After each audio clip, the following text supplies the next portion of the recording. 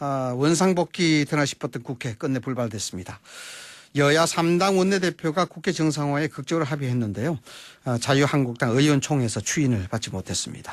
2시간 만에 원점으로 다시 돌아간 거 됐는데요.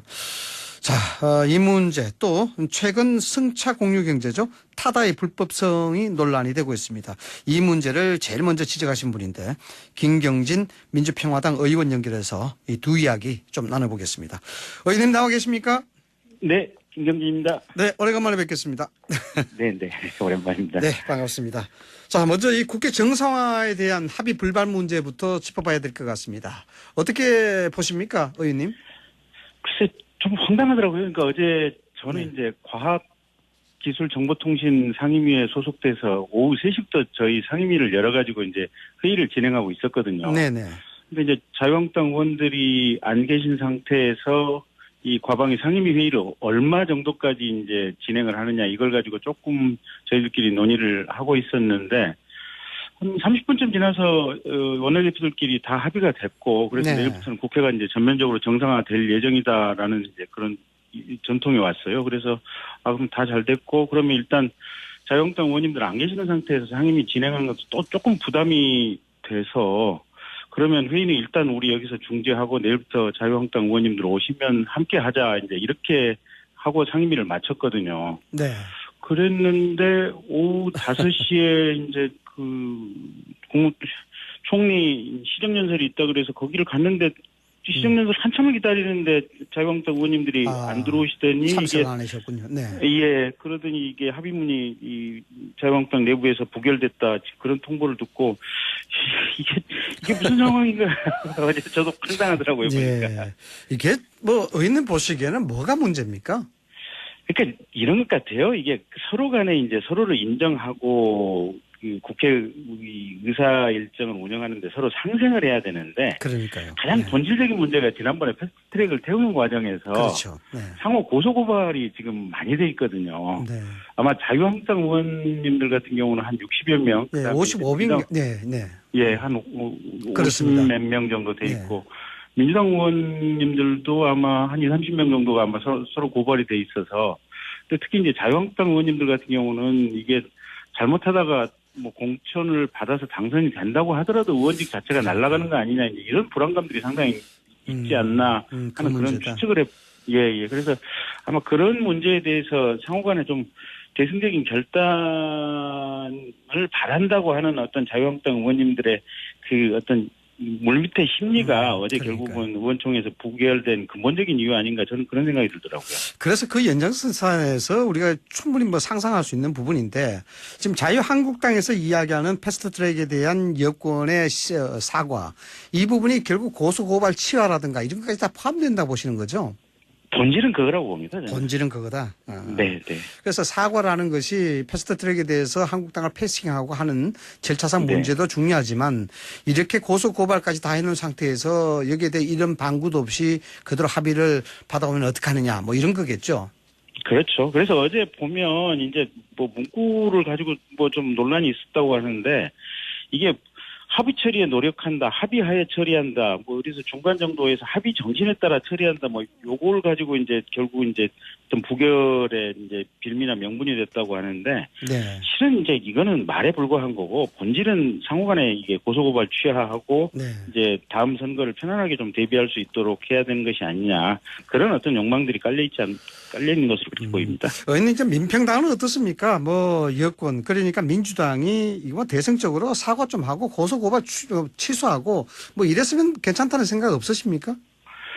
지금 어차피 이 상황에 이제 사실은 패스트트랙에 태웠던 본질이 지금 공직선거법 아니겠습니까? 그렇죠. 나머지 이제 사법개혁 특별법이야. 그거는 이제 상호간에 논의를 해도 되고 해서 할 여지가 충분하고 또 청와대 민정수석실에서도 이 부분은 자기네들 안을 조금 뭐 이렇게 조정할 뭐 이렇게 가능성이 충분히 있다라고 얘기를 하니까. 근데 선거법 부분은 이게 지역구 의석수가 지금 28석인가가 줄어드는 일은 아니어서 사실은 전국의 어느 지역 특히 뭐 영남 지역도 그렇고 호남 지역도 그렇고 모든 지역에 이게 지역구 의석이 줄어들다 보니까 받아 수용되기가 여야를 불문하고 어려운 상황이거든요, 보면. 네. 그래서 이 부분과 관련해서는 차라리 그냥 전국의 정상화를 바란다면 이게 패스트트랙 올라간 부분을 차라리 그냥 합의해서 철회하고 국회 운영을 정상화하는 것도 한 방법이 아닌가 그런 방법이다. 생각도 든다. 합의를 하는 것이 맞다. 이렇게 볼 수도 있다는 거죠. 네. 네. 조금 전에 의원님께서도 지적을 하셨습니다만은 합의 정신에 따라 처리한다. 이 합의한 조항 말이죠. 이 구속력이 결국 문제가 될 것 같은데 좀 상세하게 말씀하신다면은 어떤 문제가 있습니까? 합의안에 따라 정신에 따라 처리한다. 이 문기가요.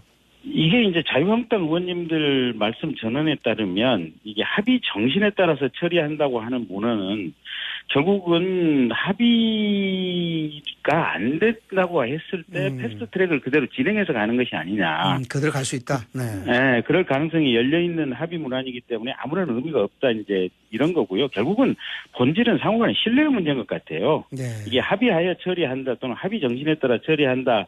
이제 이 어떤 문구의 미세한 차이보다도 서로를 믿을 수 있느냐 없느냐라는 문제인데 결국은 서로가 서로를 못 믿는다고 하는 것이 여의도 이 국회 의사당 안에 이 본질적인 기류다라고 하는 것이 분명히 밝혀진 거죠. 네. 나경원 원내대표 리더십 어떻게 될 것 같습니까? 힘이 많이 빠졌죠. 힘이 많이 빠졌고 본인이 협상을 할 수 있는 재량이 없어졌기 때문에 그렇죠. 결국은 민주당 원내대표하고 만나서도 사실은 무슨 얘기를 아무 얘기도 할 여지가 없어져 버린 이런 상황이고 이렇게 되면 그렇죠. 당 내부에서도 결국은 이게 신뢰가 없어진 상황이어서 과연 원내대표 리더십이 언제까지 갈 수 있을지 그 점도 좀 의문입니다. 네, 이 민주당에서는 상임위 소위 활동 이런 것들을 정상 가동할 것이다 이렇게 이야기하고 있는데 결국 반쪽 논란이죠. 네. 그렇죠. 그러니까 민주당이 위원장을 하고 있는 상임위 또는 민주당이나 바른미래당 또는 저희 민주평화당 의원들이 이 위원장을 하고 있는 소위 여기는 돌아가겠지만 결국은 자유한국당 의원이 위원장을 하고 있는 가령 법사위라든지 소위 같은 경우는 전면적으로 돌아가는 것이 불가능하고요. 그다음에 예결위 같은 경우도 지금 자유한국당 의원님이 위원장이기 때문에 그것도 안 돌아가기 때문에 이게 돌아간다고 해도 법사위하고 예결위에서 막혀 있으면 사실은 국회 전체가 그냥 계속해서 전면적으로 스톱해 있는 건 진배 없는 상황이 될 겁니다. 진배 없는 상황이 된다. 네, 알겠습니다. 한국당 그리고 국회 정상화 문제는 이 정도에서 짚어보고요. 의원님께서는 검사 출신이니까 이 문제 좀 여쭤봐야 될 것 같습니다. 윤석열 후보 세금 체납금이 나와서 주목받고 있는데 청문회 통과 여부에 걸림돌이 되지 않을까요? 어떻습니까? 글쎄, 제가 보기엔 별 문제는 아닌 것 같아요. 그러니까 이게 체납을 하고 여태까지 돈을 안 냈다면 모르는데 또는 장시간 돈을 안 냈다면 모르는데 체납 금액도 대체로 1,200만 원대로 액수가 그리 크지 않은 금액들이고 이게 체납했다는 사실을 알고 즉시 납부를 했다는 것 같아요. 그렇다고 본다면 이건 이제 실수에 의한 어떤 체납이다 이렇게 보여지기 때문에 이게 청문회에서 부결될 정도로 무슨 본질적인 문제가 있는 부분은 아니지 않느냐. 근데 다만 이제 윤석열 후보께서 국회에 나와서 최소한 이 부분에 대해서는 사과 표시라든지 유감 표명을 분명히 하셔야겠죠. 사과나 유감 표명이 필요하다. 의원님하고는 어떻게 같이 근무하신 적이 있으십니까? 같은 청에서 한 번도 근무는 안 해봤고요. 인접청에서 제가 고등검찰청에 근무할 때 그 인접해 있는 지방검찰청에서 근무한 경험이 한 6개월 정도? 서로 안면은 있는 정도 사이입니다. 안면은 어떻습니까?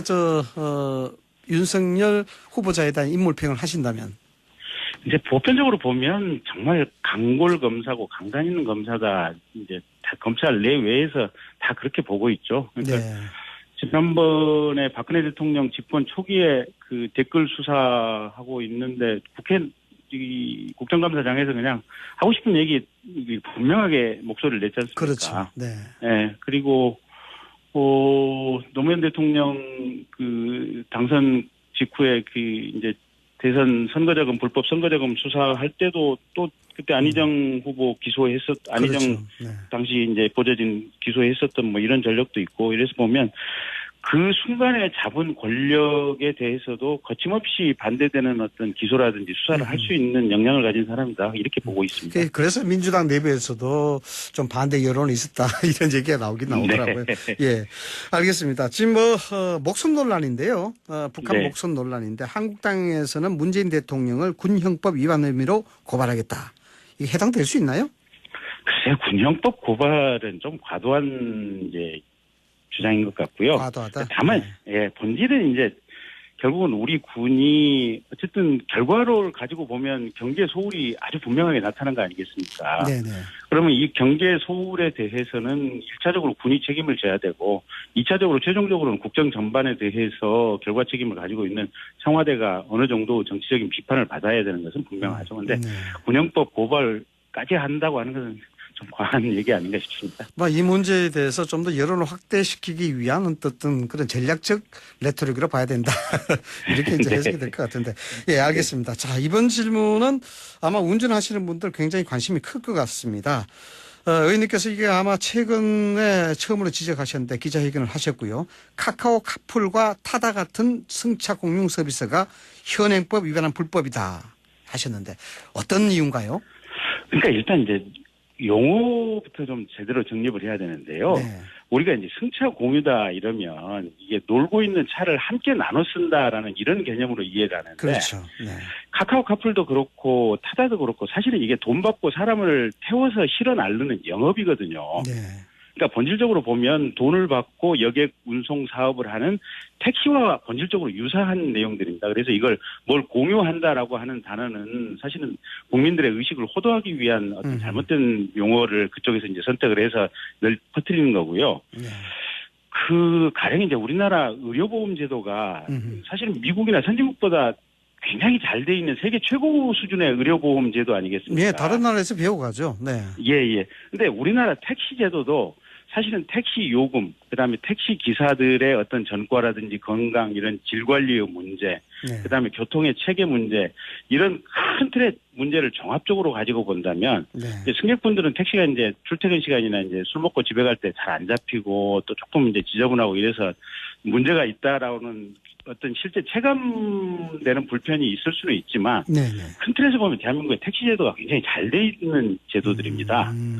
그런데 이 타다나 카카오 카풀이 실은 자가용들 또는 렌트카를 이용해서 택시 영업계로 그냥 무작위로 이렇게 진출을 해가지고 영업을 하는 대한민국의 거니까. 택시 제도의 근간을 없애버리는 거거든요. 가령 택시 요금을 택시 회사나 개인 택시가 올리려면 서울시라든지 경기도에 허가를 받고 올려야 됩니다. 네네. 근데 이 타다 같은 경우는 지금 요금을 그냥 자율적으로 책정을 하고 있거든요. 근데 만약에 택시가 없어지고 전부 타다로 대체되는 그 상황을 생각해 보십시오. 그러면 지금은 타다가 택시 요금에서 플러스 마이너스 20% 내외로 이제 시간별로 이렇게 조정을 하고 있는데 가령 타다가 대세가 되면 정부에서 택시 요금을 통제할 수 없으니까 가령 택시 요금이 지금 미국이나 일본처럼 우리나라 2배에서 5배 정도로 껑충 튈 수도 있는 문제거든요. 네네. 그러면 지금 현재 가지고 있는 택시 제도가 가지고 있는 장점이 완전히 없어져 버립니다. 네. 그다음에 현재 택시 기사님들에 대해서 이제 여러 가지 뭐 불만 사항들이 있지만 택시 기사가 되려면 전과도 없애야 되고 사고 경력도 5년 내지 10년 동안 없애야 되고 음주운전 전력도 없애야 되고 여러 가지 치밀한 어떤 조건을 갖춰야만 택시 운전 자격이 주어지거든요. 네네. 근데 타다나 카카오 카풀 기사들은 그냥 자가용 운전만 할 수 있는 사람이면 아무나 기사가 될 수 있습니다. 누구든지. 네. 누구든지. 특히 이제 타다 같은 경우는 이게 이분들이 매일매일 하루 단위로 고용이 되는 일용직들입니다. 네.